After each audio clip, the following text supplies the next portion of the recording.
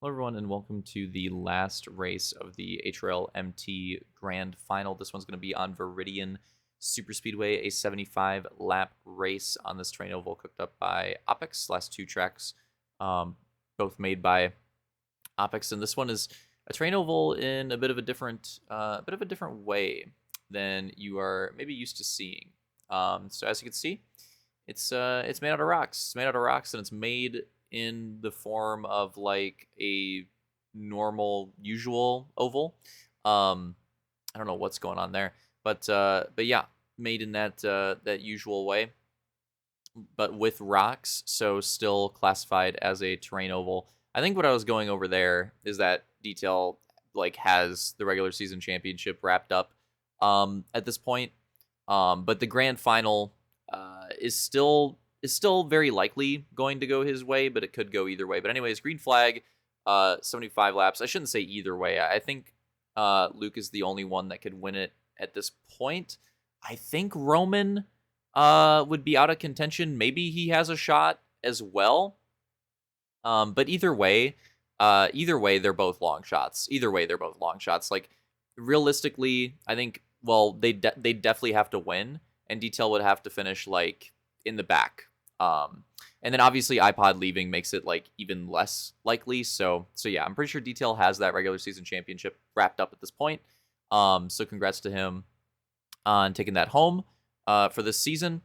But yeah, still the grand final left to decide, and still 75 laps here. And now 70 laps to go at Viridian. And this is a really cool track. And you saw that one. There is that one brutal bump on the backstretch.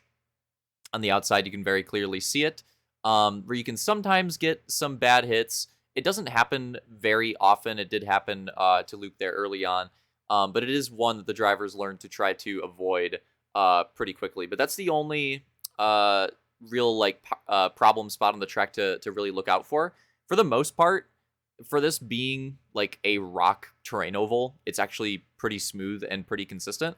So yeah, really fun track to race on. So I think Apex did a good job cooking this up. And like I said, like even the one spot that can be kind of tricky, it's at least very, very visible. Like again, you can see the bump very clearly, and to avoid it. You know to avoid it, and if you don't avoid it, you know the risk going into that for potentially like hitting that bump. So yeah, I think this is a really cool track, and definitely would be cool to see more terrain ovals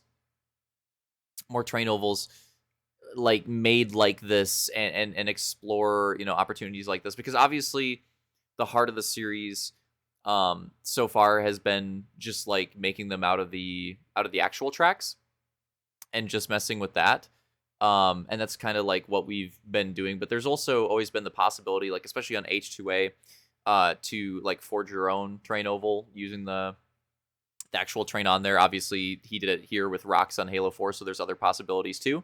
But yeah, so there's potential for that, and that would be cool. I'm sure we could still do some more terrain oval racing, but yeah, it's just another avenue to go down with it, and to try out with it, and to keep it varied, because I still think like terrain oval has a lot of potential, and it doesn't necessarily always have to be that true like original form where we would again like go on a track, or a map I should say, that wouldn't be forged on as commonly, and make a freaking oval out of it, find an oval out of it.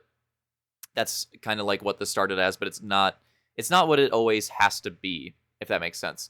So yeah, cool stuff here, and I think this is the first of potentially many, because I'm sure this is something that someone else will try at some point. And I honestly was thinking about doing something like this. I would not have done it exactly how Opix did it with the rocks. I wouldn't have done it on Halo 4, but I was actually working on something like this on H2A with the terrain, like I mentioned. And I wasn't really liking the way that it turned out, so it didn't end up making it to the season. I might have even deleted it, I'm not sure. But I was messing around with it. But it's something that I'll probably return to at some point as well. Hunter leading early on here. 18 laps in. Details second, Slaunch third, Roman fourth, Luke fifth, Canby sixth, and Soul seventh. That's her current running order. So yeah, obviously Detail looking great for that championship right now, but there is still a lot of time left to go. That being said, with the nature of this track, it has a pretty good amount of room to work with. and the the smaller grand finals field already, but then even more so with iPod dipping out. Probably, I would hope, less of a caution-filled race than normal. So maybe this ground is going to be a little bit harder to make back up than normal. So Detail having a really good start here may actually be a very, very important factor. We'll have to wait and see how it goes. Luke trying to hold on to the Terrain Oval Championship as well. It's another one of those that's like, I think it wasn't, well, it actually, with iPod gone, it might actually be locked now that I think about it. Yeah, now that I think about it, yeah, if iPod was here, I think that it wouldn't be locked, but with iPod not showing up, I think that actually locks it up, so never mind. I think Luke having the Terrain Oval Championship locked up at this point, and that was an unfortunate incident there. We're going to take a look at that one, a replay of that one. So you see right here, so Soul was battling with Luke earlier, but at this point not, and Luke only seeing Camby behind when going for that crossover on Roman, but then very quickly when getting to the bottom, sees Soul, and you can see, I mean, there's definitely some lag involved too. With Theater with the gap on that one. But still handed out a 1 position penalty for that one, for that incident. We're going to try to do more of those going forward. That being said, I don't think that one, the reason why only 1 position is because it's very clearly not, like, you could very clearly see that the intent was a move on Roman and not a block on Soul. It's still like, it's still an incident, and, more of the fault is still on, or the fault is still on Luke and not Soul. Like, Soul was just kind of there. But the reason why it's not like a major penalty is, again, because you can just very clearly see the context of the situation, that Soul was involved in that battle. He kind of dipped out of it, but then he just got back into it. So there was that there. I'm not sure what the communications were like on Soul being on the inside. But yeah, it was very clearly an attempt to go to the inside of Roman and not to make a block on Soul, right? Like, if it was very clearly a blatant block on Soul and that was like what the move was going for, that's the type of thing that would be like a big penalty there. But it's just going to be a smaller 1 position penalty for the race because of the fact, maybe we'll even go with points for that instead of positions too. I'll have to think about it. But yeah, for it still being like an incident that maybe is penalty worthy, but not like malicious, if that makes sense. I'll try to do more of those going forward, and maybe we'll try to do some stuff going forward with the ovals too, on like sending people to the back when they're involved. Like, that might be a situation right there in the future. This is one of the things I discussed. Like, we did the single wide starts, but we're seeing better results, but we're not seeing like quite what I wanted to see. Like, there's still a few more incidents that are just not ideal that I don't really like seeing. So maybe when we do more oval stuff in the future, maybe we'll take it a step further, and maybe we'll try something out. Like like sending people to the back when they're involved, and it really sucks in instances like that when you're the person that's the passenger in an incident getting sent to the back, right? It doesn't feel fair, and it doesn't feel deserved, and that's like, those are fair points, and I mean, I'm sure I'll even have instances like that where it'll feel bad. Like, it's true, but it's one of those things where, like, I think if all the drivers understand that it is not a like who started what, you know what I mean? Like, it's not that type of thing. It's an incident happening, period. I would hope that the racing would clean up quite a bit, because hopefully people would realize, like, oh, it doesn't matter if I'm a passenger or if I'm the one initiating. We're both getting penalized for incidents. So let's race clean and let's not have an incident. You know what I mean? Let's put the primary focus on having clean racing and not having those incidents. So that's one of those things where, like, hopefully that would be the takeaway, and hopefully it would clean things up a little bit, because yes, the single wide thing I do think helped, and I do think we're going to keep it because it helped. Like, I do think it was a step in the right direction, and I do think it's cleaned up a bit, especially towards the end, to some extent, right? There's still been a lot of late race wrecks where, again, it's at the point of the race where there's not going to be a restart, or it's literally in the last lap, and those still just like feel really bad. And this has happened multiple times. You could honestly point to, like, probably most of the oval races. The two that stick out in my mind immediately for this is, I forget how Roman says you pronounce. I think it's Saker. Soccer, I don't know. Probably Saker. Yeah. Superspeedway, the H2A one, there was the big crash late race where there was not enough time for a restart there.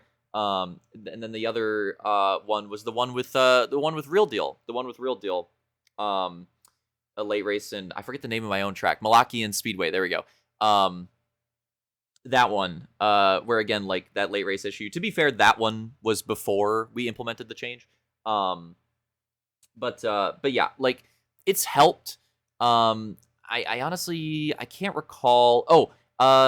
The Dogleg Park also had issues too, but the issue with that one was like the caution not getting called and stuff like that. Like that was kind of a different issue, but there was like late race incidents that played a big role in that one too, and just a different issue there. So basically, the point I'm getting at is that like the single wide stuff I definitely think has helped, but there has still been like a lot of those like late race incidents and just incidents in general. And I just really want the oval racing, if we're going to keep doing it, to clean up. I don't want it to be, I don't want people, I want to find that balance where I don't want people to be afraid of making a big move. But if you do something really boneheaded, you should get penalized for it. And trying to find that balance is tough.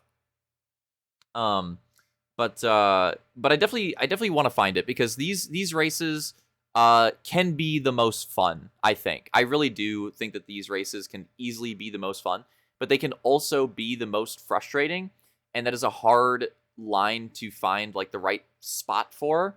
And we're just going to keep trying to take steps to try to find it, because I don't want to, I don't want to give up on this type of racing because of because of that type of stuff, because of those moves, and because of really frustrating finishes like that. I don't want to have to give up on a type of racing because of that, because of how awesome some of these races have been. Like some of the best races that have been put on, not just this year, but in HRL, racing history in general, are oval races. A lot of people's favorite season since we returned recently was the World of Outlaws series, which is all oval racing. One of the best races this year. Yeah, I'm sure I'm biased because I had a good night.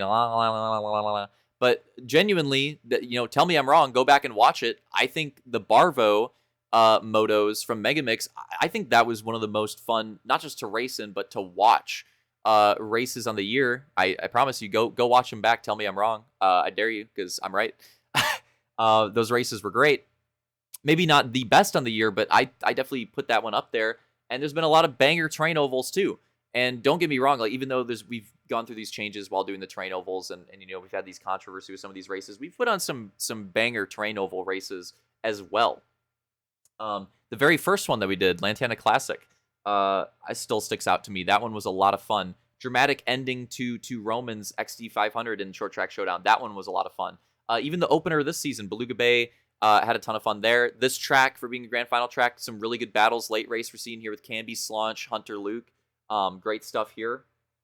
I'm sorry for these commentaries being less on the race action and more on the ranting. It's because I'm recording them after the fact. Just, I know it's not an ideal thing, but whenever I record after the fact, the commentaries tend to be more tangent-y and less race commentary focused, because I technically already did the race commentary. So that's why. Not that it's I definitely should try to get a better balance, but that's just explanation as to why that just tends to be the case. Unfortunate incident there. Solo for Soul, no contact, no dismount. So no caution, but yeah, it really sucks. But yeah, even with the controversy, like I think Malakian was pretty crazy too. Yeah, I think that one was pretty crazy too. And even with the unfortunate late race incident, Saker as well. Like that was really fun too. That was a crazy race, and that ending, it was at least an awesome highlight. But again, like even with all that being said, forget Silver Lake, man, Silver Lake from Short Track. That was fucking hilarious too. But yeah, like I don't know, we want to try to find the balance, because like I don't know, these races can be really fun, but a lot of the stuff that happens that is frustrating, I think is avoidable. And if it's avoidable, then it should be penalized and addressed. Is kind of the way I look at it. So. So there you go. So now let's focus on it at the end. This could be for another day. I'm sure we'll have, long off season. We'll have discussions. We'll have stuff, and we'll save some of it for that. But for now, for these last 10 laps, I want to focus on the last 10 laps of the HRL MT Grand Final, which has been a decent Grand Final. Unfortunately, it hasn't been as crazy as some of the last ones, and to be fair, I think a lot of this is circumstantial. There has been some really unfortunate shit happened in this Grand Final that maybe could have been prevented, but maybe not. Yeah, just some really unfortunate shit. So I'm not every Grand Final is going to be an absolute banger points battle race. You know what I mean? Like, we can hype them all up that way. They're not all going to go that way, and that's fine. We don't have to pull a NASCAR and force it. It's more fun when it happens naturally. So that's fine. They're not all going to be bangers. And again, I think the reason why this one wasn't, I think it's pretty unfortunate shit. Like, if you look at the races and you look at the way they played out, there was definitely a path for this to be a banger Grand Final with some crazy battles, but there was just the Luke late race incidents in race 2, and then the Hunter and Slaunch thing the beginning of race 3. And then just all kinds of people making mistakes on Brands Hatch, which, I mean, I think those were pretty much all self-inflicted. I don't think there's anything penalty worthy on Brands Hatch. But yeah, it's just unfortunate shit. Viridian, the caution earlier, that gopher, or not gopher, that was not a gopher, that was just a wreck with Soul. Not getting a caution there late, you could see that there was a path. There was a path for it to be crazy, but it's just not always going to end out that way. 3 laps to go, and look at this. Details ran away with this race. I got to give him credit. He's guaranteed the win at this point. He's going to get his second train oval win of the season, so he's had a really nice comeback lately there. And look at this battle between Luke, Hunter, and Camby. This is awesome. 3-way battle for second. Not sure how it's going to play out for the points. I think Luke's pretty much got the second place locked in here. Hunter and Camby maybe fighting for something, but I'm not sure at this point. White flag, 1 more lap to go. And here we go. And Detail, I think Detail already won. He's so checked he's already won. Yep, there he goes. Takes the win. Congrats to him on that. And a conking. And I hate to end it that way. But there you go. That's it. That's it. Just a little wall conk, and that's it. So we'll take another look at that one. And yeah, type of stuff that I'm talking about. So we'll take a look at this one.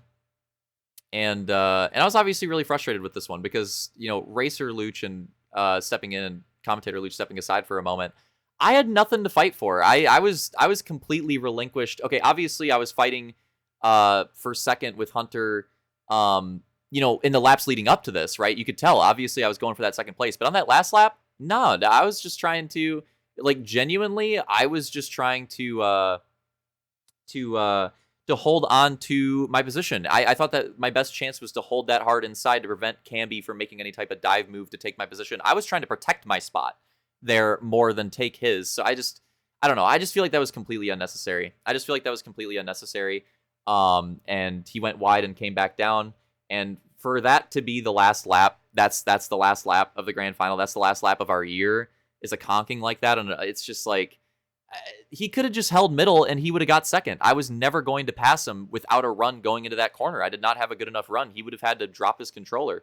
I just think it was completely unnecessary. So sorry about the penalty, but truthfully, we all talked about it in the call afterwards and all agreed on it. So yeah, and it's consistent with our decision making earlier in the season too, with Real Deal. So we did the same thing with Real Deal earlier in the season, Milwaukee and Speedway. We made the exact same decision. And if you look at the incidents, truthfully, they're very similar incidents. So I don't really think you could say much there. And the difference between the penalties, between mine and Hunter's penalties, because of the context of it. If you can't see the difference of, Hunter and that battle being a clean battle for 20 laps and then not being a clean battle on the last lap versus the Soul thing not being a battle and then him suddenly coming into the frame, I don't know what to tell you. I think there's a very big, obvious contextual difference between those instances. But anyways, there's the transparency for that. Here you go. Detail, I don't want to take away from it. Congrats on that terrain oval victory. He's been struggling with them and not so much in the back half. 1-2-1 to close out the season. Great stuff. He had a dominant performance there, and in general in the Grand Finals, it was one of his best personal Grand Finals that he's ran, so shout out to him there. That was fantastic stuff. Absolutely deserved, and taking the regular season on top of it too. And those are the final points gaps. You can see both right here, the regular season points gaps and the Grand Finals points gaps. I believe Slaunch on the docks has the tiebreaker over Camby, and it's a little misordered because of the regular season. The regular season takes precedent there. So Roman finished ahead of Slaunch in the Grand Final, but Slaunch, of course, finished ahead of Roman in the regular season. So that's just to clarify that. And yeah, but in the docks, it has Slaunch over Camby. I'm not 100% sure. on how that tiebreaker actually worked out. That being said, it's between 4th and 5th. I don't think it's that big of a deal for either of them. I mean, maybe I'm wrong, but I don't. I think both. I think both of them are probably like, whatever. But that's. I believe it's 4th, 5th. I'll try to correct that if I'm wrong. In the comments or the description or somewhere. But yeah, them and then Soul and then Hunter and then iPod. So there you have it. And then the regular season standings again: Detail, Luke, Slaunch, Roman, Camby, Soul, Hunter, iPod as well. We'll break down that stuff and the division standings and all that. We'll get through all that in a later recap. We'll definitely go through it. But there you have it. Hope you guys enjoyed it. Sorry for, the cheesy ending. And then, also the cheesy last race with the incident. And then, you even had the Soul iPod thing. There was a lot of unfortunate shit. There was a lot of unfortunate shit in this grand final, to tell you the truth. And it really sucks. It really sucks, and I really hate that that's how it went. But yeah, that's how it goes.